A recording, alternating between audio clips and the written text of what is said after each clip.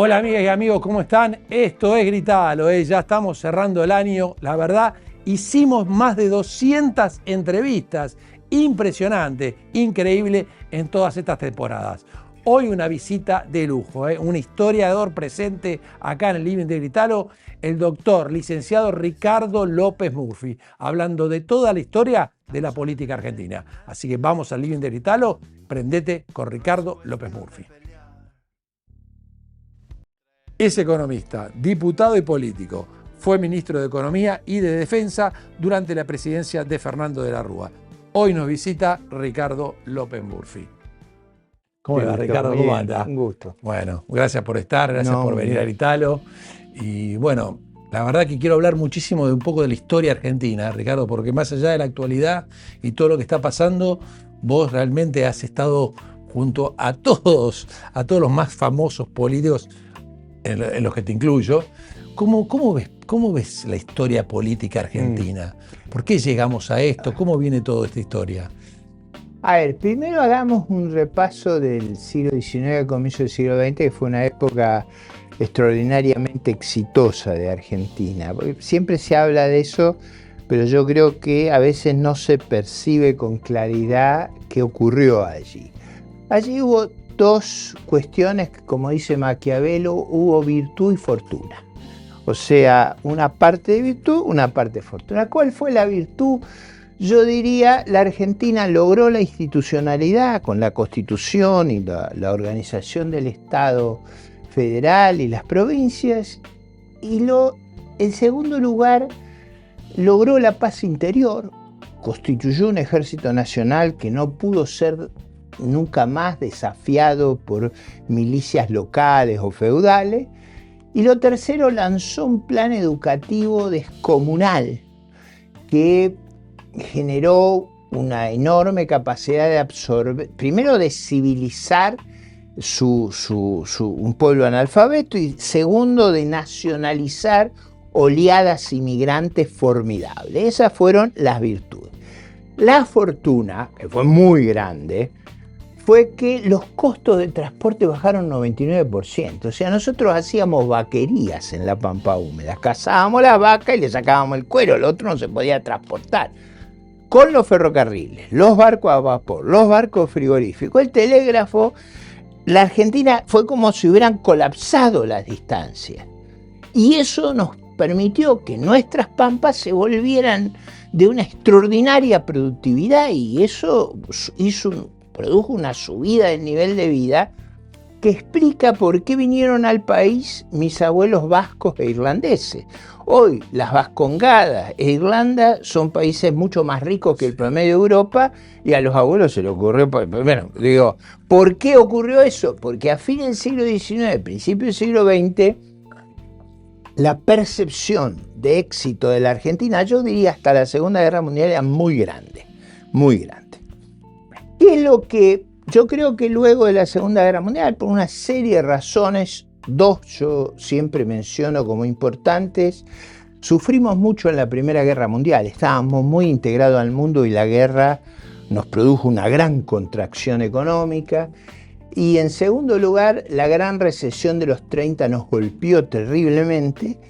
Y en parte de nuestro liderazgo vino la idea de que el capitalismo abierto, la economía, la sociedad abierta, no tenía la eficacia que presumía la generación del 80 y empezaron a jorobar con ideas corporativas, ideas de una economía cerrada, inflacionaria, que la veían como virtud eso. Y yo creo que fue un error que nos costó muchos años entenderlo y revertirlo, que implicó una menor tasa de crecimiento que nuestro vecino y que el resto del mundo, y ese proceso se agudizó dramáticamente con el Rodrigazo. O sea, que fue cuando la inflación pega un salto de 2 dígitos. Nosotros teníamos durante 30 años, tuvimos 2 dígitos, 30%. Sí. El mundo no tenía inflación, nosotros teníamos 30%. Pero 30 es una cosa. Después del 75 pasamos a inflación de 3 dígitos, de los cuales el primero no era la unidad. Y ahí el deterioro, las dificultades de funcionamiento de nuestra sociedad se agudizaron extraordinariamente. Hiciste un repaso rapidísimo de casi 100 años de historia argentina, de cómo llegamos, de cómo fue ese principio. Al proceso hiperinflacionario hubo varios esfuerzos de estabilización, yo diría dos notables. Uno fue el Plan Austral. ¿Por qué es tan importante el Plan Austral? Porque fue lanzado y muy parecido al plan israelí. Y en Israel fue extraordinariamente exitoso, y aquí, más allá del éxito inicial, luego se derrumbó. El gobierno de Alfonsín, ¿no? Y el segundo esfuerzo, ya de mayor envergadura, creo yo, fue el plan de convertibilidad o el plan de reformas de los 90, donde se hicieron grandes reformas, creo yo, con dos limitaciones. Una era que las metas eran tan ambiciosas que requerían un esfuerzo mayor que el que se hizo. O sea, el esfuerzo fiscal fue muy grande si uno lo compara con el pasado, sí, pero era insuficiente para la meta que nos habíamos puesto. O sea, tuvimos una situación fiscal mucho más holgada que en el pasado, pero insuficiente para vincularnos como nos vinculamos irreversiblemente con el dólar. Y la segunda cuestión, que también cometimos un error, probablemente que no se entendió bien, cuando se fija el tipo de cambio, cuando tú fijas el tipo de cambio de manera irreversible, en un país como el nuestro, que hay oscilaciones, tú tienes que tener, algo tiene que ceder. O sea, si el dólar es rígido, lo demás tiene que ser flexible. Eso, hoy por hoy, todo el mundo lo entiende, porque fueron las medidas que se tomaron cuando hubo problema en el euro. En el euro, ¿qué hicieron los países? Deflacionaron. Claro. Una vez que tú tienes fijo el tipo de cambio, tú tienes que deflacionar. Acá eso no se entendió bien, y alguna vez en privado tú me preguntaste cuál fue el problema en marzo del 2001. Bueno, en realidad el país tenía parámetros externos que lo constreñían, e internamente no se entendía que eso implicaba deflacionar. No había más remedio, no, en el sistema que teníamos.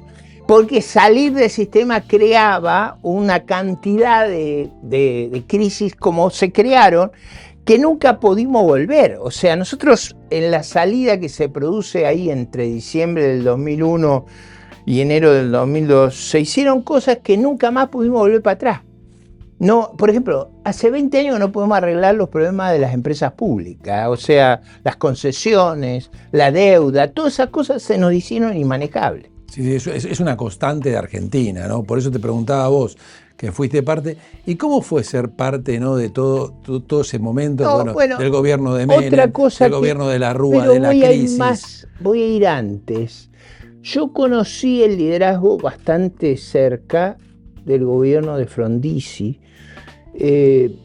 Conocía una dirigencia política que era mucho más austera que la que tuvimos ahí vino ahora. El quiebre de la historia argentina moderna, lo de Frondizi. Yo diría ahí hubo una transformación muy profunda, debates muy profundos. Hoy serían absurdos, pero surgieron las universidades privadas. No te imaginas lo que fue el lío por las universidades laica o libre. Estuvo movilizada, pero además era visto a la distancia, era simpático, porque una de las alternativas la lideraba el rector de la Universidad de Buenos Aires, que era hermano del presidente, en contra del presidente. O sea, Riccieri Frondizi enfrentaba al presidente Arturo Frondizi, uno como rector de la universidad negándose a la transformación y el otro. Hubo toda una revolución de la discusión del petróleo que tenía una cantidad de temas muy complejos, como fue que Frondizi se había opuesto al programa de la California de Perón, arguyendo que la solución era estatista. Y llega al gobierno y pega una voltereta de otra que la de Menem, ¿no? Y eso fue de una conmoción. O sea, yo conocí muchos dirigentes que en ese momento abandonaron el partido del presidente y se sentían enormemente defraudados. Todos sin dejar de reconocer que era un hombre sumamente inteligente. Viví muy cercanamente el gobierno de don Arturo Illia, un hombre de una decencia Un poco llegó al final, ¿no? Claro, pero ahí también a mí me impresionaba la extraordinaria austeridad, la transparencia, era la ejemplaridad, digamos. Eran personas ejemplares. Uno podía discutir, como se discutía mucho en aquella época, si eran más lentos, menos lentos. Digamos, la acusación que había que eran tortugas. Sí. Pero es una tontería. Pero lo que quiero decir es, el liderazgo era un liderazgo que tenía un gran respeto social. Yo, por ejemplo, recuerdo ir en los subtes y la gente hablaba bien del presidente. Hablaba como una persona sana. Claro. En general le echaban la culpa de los problemas a otro, pero no al presidente. Esa élite política yo la vi cambiar dramáticamente entre el 73 y el 76, donde empezaron a pasar, además de la violencia y todo, un fenómeno de corruptelas, de degradación de la calidad de la política muy acentuada. El retorno, ¿no?, de Juan Domingo Perón, ¿no?, a la política. Sí, pero yo diría, empezaron a haber cosas que no eran las más sanas. No, o sea, el nivel de complejidad e ingeniería que tiene la política y la economía y un montón de cosas que la gente no sabe, vos lo viviste bien de adentro. Te preguntaba en la nota que hicimos también con Manuel Adorni un poco de la historia esta de en el año 99, cuando fuiste primero ministro de Defensa y después ministro de Economía, pero quiero que ahondes más en ese tema. ¿Cómo fue que no pudiste, más allá de la coyuntura internacional, que no pudiste plasmar esas ideas o duraste 15 días? Bueno, yo era un economista muy conocido. Pero no te apoyó de la Rúa en ese momento, o sea, no entiendo. ¿Cómo? Fíjate, yo era un economista muy conocido, no era una persona que llegaba ahí como un paracaidista. Era una persona que durante muchos años... Una gran aceptación en ese momento. Claro, ¿no? Y que durante muchos años había liderado el debate económico. O sea, era una figura que lideraba el debate económico. Llegué con un plan que todo el mundo... era, si se me nominaba y se sabía lo que iba a hacer, primero porque tengo la fama de ser muy coherente y consistente a lo largo de la vida, ahora que tengo 20 años más, pero digo, era muy conocida la firmeza y transparencia y se sabía lo que yo iba a hacer. La situación era desesperante y yo diría que hubo una circunstancia en la cual en esa crisis se me nomina, pero con la idea que lo que yo decía era conversable. Y yo no podía conversar lo que yo decía porque teníamos una situación extremadamente delicada y no había tiempo para hacer otra cosa que lo que proponía, que era bastante simple, para que tampoco exageremos. El programa era muy chiquito. ¿El programa qué decía? Decía, nos hemos descarrilado, volvemos a encarrilarnos. ¿Pero cuándo fue ese momento bisagra en esos 15 días que donde, en base a tus medidas, te piden la renuncia, bueno, te vas y decís no negocio nada? No. Yo cuando el presidente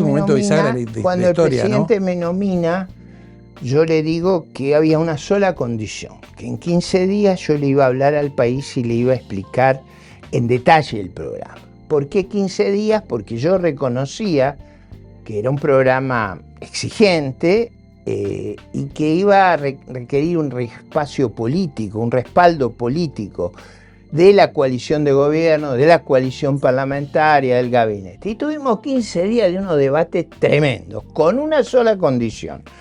Yo asumí un lunes, el viernes que seguía, el otro viernes hablaba. Y efectivamente... y hablé. Sí.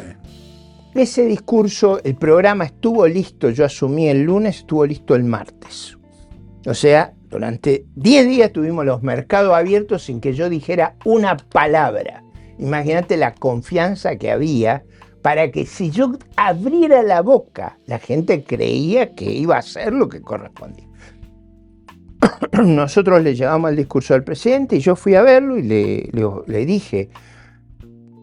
estos son los términos, si no me va a respaldar, hágame declinar el cargo, no me haga decir el discurso y después retroceder, porque eso va a ser muy costoso. Ahí había habido unas discusiones terribles con las bancadas, porque en parte la gente soñaba con un atajo, con una alquimia, algo que resolviera el Seguimos problema con la convertiré, no hacemos nada. Ahí está todo bien. Sin sufrir, digamos. Era una cosa que no se puede, porque había que encarrilar, había que volver a equilibrio las cuentas. Había que volver a equilibrio, que no era era una cosa pequeña, pero eso había que hacer. En esa discusión, que fueron feroces esos 15 días, con una gran reserva, pero eran unas discusiones tremendas, la decisión de marchar adelante fue, yo le dije al presidente, no hay alternativa, o sea, no había, todo lo que se quería era que se ganara tiempo. Yo digo, hemos pasado 1 año y pico ganando tiempo y así es el problema que tenemos. Ahora vamos a ganar espacio haciendo lo que corresponde. Y hice ese discurso, que fue un discurso estremecedor, se puede verlo ahora, como fue el discurso al día siguiente, quizá mejor que ese, pero fue en la Bolsa de Comercio, que fueron 3 horas frente a 3.000 empresarios, fue un discurso, bueno, las encuestas, los diarios, la opinión pública, yo diría, la opinión estaba 60-40, 60 en contra, 40 a favor, porque era un programa que ponía exigencias. Muy estigmatizado equivocadamente, no bajamos ni salario ni jubilaciones, le cortábamos, le pegamos un tajeretazo a la política y a los subsidios que era inolvidable. Sí, por eso es un poco lo que se habla ahora. Era un tijeretazo inolvidable, pero no había nada sobre salario ni sobre jubilación, todas esas cosas que me han inventado no eran ciertas. No son ciertas, además está el discurso. Yo digo, son tan tontos que me atacan con una cosa que está el discurso en YouTube, o sea, es muy fácil chequear lo que yo dije. Ahora, el lunes teníamos la reunión del BID y fuimos con el presidente no se sentía cómodo con la situación política, la coalición de gobierno crujía por todos lados, la coalición no se sentía cómodo. Bueno, tuvimos un día ahí frente a 5.000 inversores, una cuestión de mucha tensión. Cuando volvemos esa noche a Buenos Aires, a mí me esperaba todo el equipo económico, el presidente me dice, acompáñame a Olivos. En Olivos nos esperaba el doctor Cavallo y el presidente me dice, yo me siento más cerca de lo que dice el doctor Cavallo, de lo que es su posición. Entonces, ahí no tengo... Yo creo, ahí tuvimos un intercambio, yo digo, yo creo que este camino es necesario recorrerlo. El presidente se sentía más identificado con lo que proponía el doctor Cavallo. Y bueno, no tuve más remedio que presentar la renuncia. Lo que me llama la atención es que el presidente, él solo tomaba estas decisiones o sea... Bueno, no, más allá de, ahora viene el episodio más simpático. Me esperaba como 300 dirigentes ahí en la quinta presidencial, en un estado, yo diría, de enorme tenía enojo. Todo un apoyo atrás. No, ahora vas a ver, de un enorme enojo. Yo entro a la sala y parecía que me querían matar, pero digo, miren, el presidente me ha pedido la renuncia y yo se la he firmado, va a asumir el doctor Cavallo. Se giraron las peleas. Claro, se cambió. Y bueno, y otro hecho también histórico fue después cómo termina toda esa situación, con la salida del doctor de la Rúa en helicóptero, 5 presidentes en una semana, no me acuerdo, Puerta, Rodríguez Sá, y vienen las elecciones. Vienen las elecciones en las cuales vos participás. Tenés un buen caudal de votos, pero no llegás al balotaje. Llega Menem y llega Kirchner con el... ¿Vos qué pasa ahí? ¿Por qué? Porque cuando se baja Menem, vos tenés la posibilidad de ir al balotaje. No, en ese momento el código... Ahora voy a explicar eso con mucha claridad. El código electoral que regía en ese momento, el artículo 150, decía que si se producía este evento, el que se declaraba presidente al que había sacado la mayor cantidad de votos, al que había estado en las alternativas del balotaje. Eso lo decía el código electoral que regía. Entonces, para poder objetar eso, yo a posteriori de los comicios tenía que decir: estoy en desacuerdo con el código electoral porque contradice la Constitución. La Constitución uno podía interpretarla que forzaba una doble vuelta. Eso faltaban 10 días para la transferencia del poder.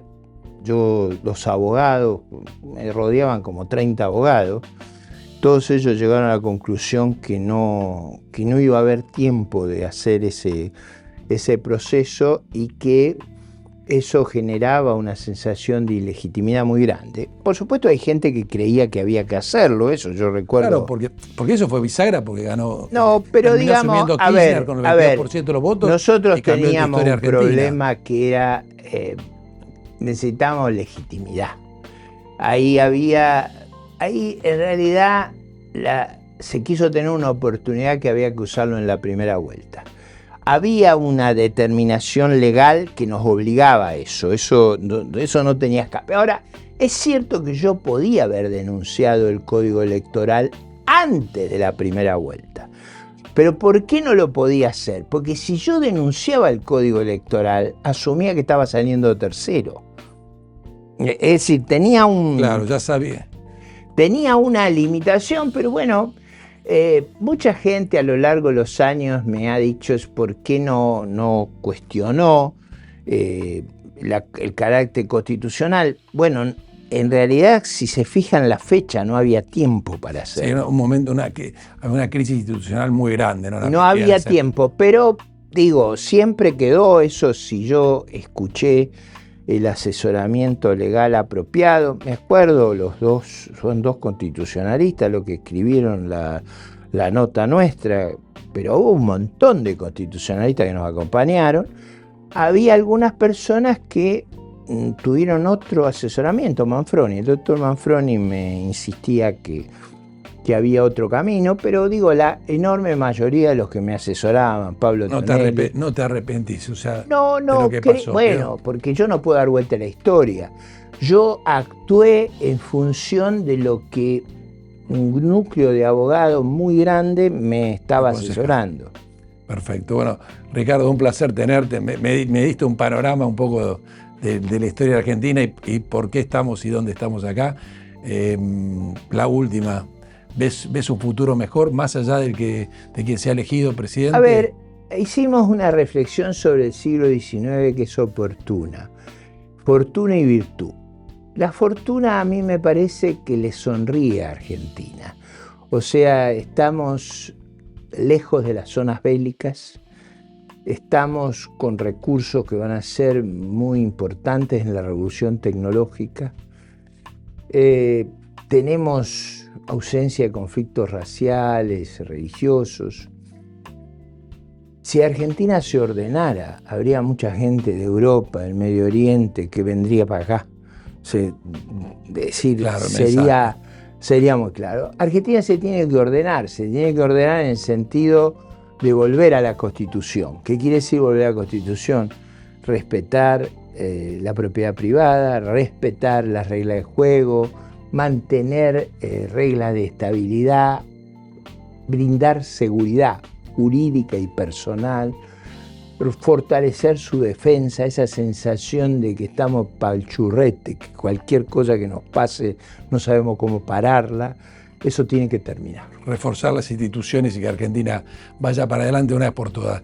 Ricardo, un placer tenerte en el Living de Gritalo. Bueno, nos vemos la semana que viene, obviamente, en este Gritalo, también el Gritalo 2023. Así que, como digo siempre, nos vemos la próxima. Chau, chau, chau, chau.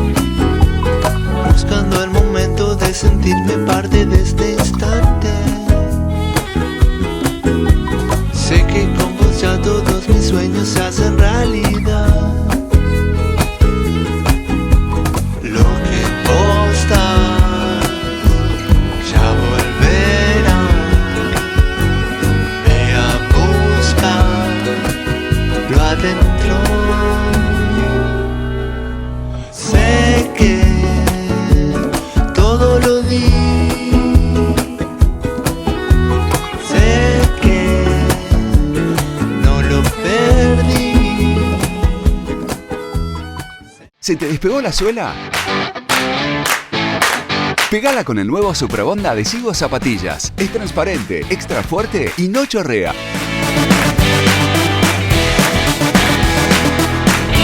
Levantate, corre, jugá, movete. Vos seguí. Suprabond adhesivo zapatillas. Que nada te pare.